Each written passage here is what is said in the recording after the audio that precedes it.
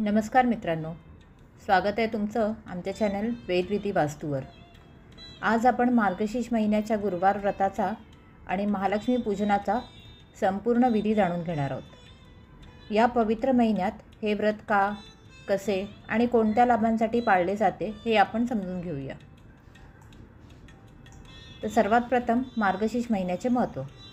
मार्गशीर्ष म्हणजे हिंदू पंचांगातील 9वा महिना आहे। ह्या महिन्यात विश्वात आणि घरगुती जीवनात शांती, समृद्धी व आनंद येवो यासाठी विशेष पूजा केली जाते। या महिन्यातील गुरुवारांना व्रत पाळणे व महालक्ष्मीची पूजा करणे असे विशेष मानले गेले आहे।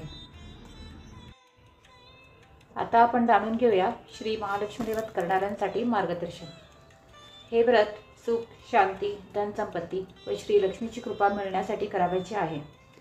व्रत करणारे स्त्री पुरुष शरीराने व मनाने स्वच्छ व आनंदी असावेत। या व्रताला कोणत्याही महिन्याच्या शुक्ल पक्षातील पहिल्या गुरुवारी सुरुवात करता येईल। पूजाविधीसह दर गुरुवारी श्री महालक्ष्मी व्रत करावे। महालक्ष्मी व्रताची कथा व महात्म्य वाचावे। अशा प्रकारे 8 गुरुवार हे व्रत आचरून शेवटच्या गुरुवारी उद्यापन करावे। तसेच वर्षभरही हे व्रत करता येते। वर्षभर दर गुरुवारी आपल्या कुलदेवतेसमोर किंवा देवीच्या फोटोसमोर बसून श्री महालक्ष्मी व्रताची कथा व महात्म्य वाचावे। व्रताच्या उद्यापनाच्या दिवशी 8 सुवासिनी अगर 8 कुमारिकांना घरी बोलवावे। प्रत्येकीला पाटावर किंवा आसनावर बसून ती व्यक्ती महालक्ष्मी स्वरूप समजून तिला हळद कुंकू लावावे।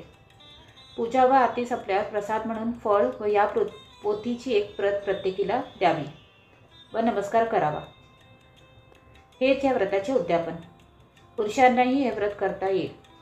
त्यांनीही महालक्ष्मी महात्म्य व कथा वाचावी आणि उद्यापनाच्या वेळी स्त्री किंवा कुमारिकांना हातावर हळद कुंकू वाहून सुवासिक फूल द्यावे, एक पोथी द्यावी व त्यांना देवी स्वरूप समजून नमस्कार करावा।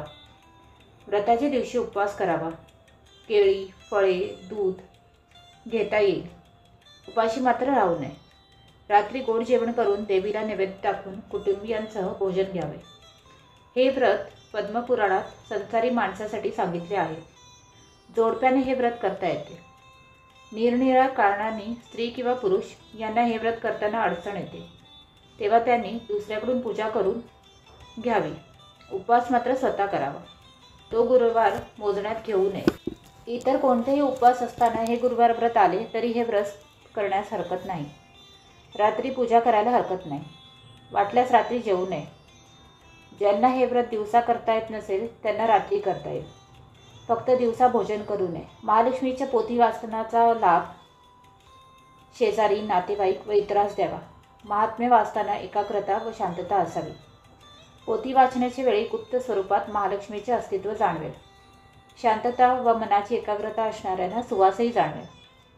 जेव्हा मार्गशीर्षात 4 गुरुवार येतात तेव्हा पहिल्या गुरुवारी हे व्रत सुरू करून 4थ्या गुरुवारी अमावस्या असली तरीही व्रताचे उद्यापन करावे। जेव्हा 5 गुरुवार येतात तेव्हाही पहिल्या गुरुवारपासून हे व्रत सुरू करून 5व्या गुरुवारी अमावस्या असली तरीही व्रताचे उद्यापन करावे। आता आपण जाणून घेऊया श्री महालक्ष्मीची स्थापना व विसर्जन पूजाविधी। ही पूजा करण्यासाठी ब्राह्मणाची गरज नाही। आपण ही पूजा मनोभावे करावयाची आहे। घरात पूर्वाभिमुख किंवा उत्तराभिमुख म्हणजेच देवतेचे तोंड पूर्वेकडे किंवा उत्तरेकडे करून स्थापना करायची आहे। घरातील जागा शेणाने, शक्यतो गाईच्या शेणाने सारवावी। जर तुमच्या घरी फरशी किंवा लादी असल्यास ओल्या फडक्याने पुसून घेऊ शकता। त्यावर चौरंग किंवा पाट ठेवावा। पाटाच्या सभोवताली रांगोळी घालावी। चौरंग किंवा पाटाच्या मध्यभागी थोडे गहू किंवा तांदूळ वर्तुळाकार पसरून ठेवावेत। तांब्याचा एक तांब्या स्वच्छ घासावा। तांब्याचा नसेल तर इतर धातूचं चालेल। त्यात पाणी भरावे। त्या पाण्यात एक सुपारी, पैसे व दुर्वा घालावेत। कलशाच्या तोंडावर 5 प्रकारच्या झाडांच्या 5 डहाळ्या किंवा 5 झाडांची प्रत्येकी 5 पाने रचून त्यावर नारळ ठेवावा। नारळाची शेंडी वर असावी। कलशाच्या बाहेरच्या अंगाला सर्व बाजूंनी हळद कुंकवाची बोटे लावावी। अशा रीतीने तयार केलेला कलश पाटावरील तांदळाच्या किंवा गव्हाच्या वर्तुळावर नीट ठेवावा। पुस्तकाच्या सुरुवातीला भक्तांसाठी श्री महालक्ष्मीचे चित्र स्वतंत्र छापले आहे। ते पुठ्ठ्यावर चिटकवावे किंवा त्या चित्राची तसबीर कलशाला टेकून समोर ठेवावी। किंवा तुम्ही देवीचा फोटोसुद्धा ठेवू शकता। मूर्ती घरात असेल तर मूर्तीसुद्धा तुम्ही ठेवू शकता। नंतर स्वतः ओम केशवाय नमः, ओम नारायण नमः, ओम माधवाय नमः असे म्हणून आचमन करावे। ओम गोविंदाय नमः असे म्हणून पळीने पाणी हातावर घेऊन ते ताम्हनात सोडून द्यावे। नंतर देवीला स्नान घालावे। हळद कुंकू फुले अर्पण करून अगरबत्ती व धूप ओवाळावा। नैवेद्य अर्पण करून मनात देवीला आपली विनंती करावी। श्री महालक्ष्मीला स्नान घालताना तसबीर खराब होऊ नये यासाठी तुळशीपत्र किंवा दुर्वेने तसबिरीवर व कलशावर थोडे पाणी शिंपडावे। पाटावरील बसून श्री महालक्ष्मी व्रताची कथा वाचावी व नंतर श्री महालक्ष्मी महात्म्य वाचावे। आपणास जर वाचता येत नसल्यास किंवा अडचण असल्यास दुसऱ्याकडून वाचून घेऊन आपण ऐकू शकता। श्री महालक्ष्मी समोर हात जोडून बसावे व या पोथीत छापलेले इंद्रदेवाने महालक्ष्मीला म्हटलेले नमःअष्टक म्हणावे।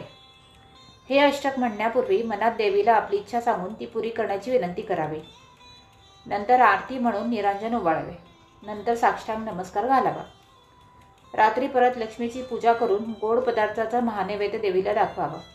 नंतर कुटुंबातील इतर सर्व माणसांचं भोजन करावे। दुसऱ्या दिवशी सकाळी स्नान केल्यावर कलशातील डहाळ्या किंवा पाने निरनिळ्या 5 ठिकाणी ठेवावी। कलशातील पाणी समुद्र, नदी, विहीर, तलाव किंवा तुळशी वृंदावनात सुद्धा ओतू शकता। नंतर पूजा केलेल्या ठिकाणी 3 वेळा हळद कुंकू वाहून लक्ष्मीचे स्मरण करून नमस्कार करावा। याप्रमाणे त्या महिन्यातील दर गुरुवारी व एकंदर 8 गुरुवार होईपर्यंत हे पूजन करावे। मार्गशीर्षात पहिल्या गुरुवारपासून सर्व गुरुवारी हे व्रत करावे। पद्मपुराणात श्री महालक्ष्मीने दरवर्षी हे व्रत करणाऱ्यांना मी सुख देईन व समृद्ध करीन असे अभिवचन दिले आहे। काही जण याला केशरी व्रत सुद्धा म्हणतात। अमुकच रंगाचे वस्त्र नेसावे असा नियम नाही आहे, पण पूजा करताना धूत वस्त्र कटाक्षाने नेसा। गुरुवार हा श्री दत्तगुरूंचाही दिवस असल्याने त्याला आणखी महत्त्व आहे। ओम श्रीम नमः या मंत्राचा रोज रात्री 1000 जप करावा। त्याने फारच सुखद अनुभव येतात। कुटुंबातील सर्व माणसांनी एकत्र बसून रोज जप केल्यास फारच चांगले अनुभव येतात। तर मित्रांनो, आज आपण मार्गशीर्ष महिन्यातील गुरुवार व्रत आणि महालक्ष्मी पूजनाचा संपूर्ण विचार केला। आपली श्रद्धा उंचावो, घरात शांती आणि समृद्धी येवो हीच इच्छा। जर आपल्याला हा व्हिडिओ आवडला असेल तर लाईक करा, शेअर करा आणि आपल्या मित्रकुटुंबांसोबत नक्की बघा। पुढील व्हिडिओत भेटू। तोपर्यंत शुभव्रत, शुभपूजन आणि जय महालक्ष्मी।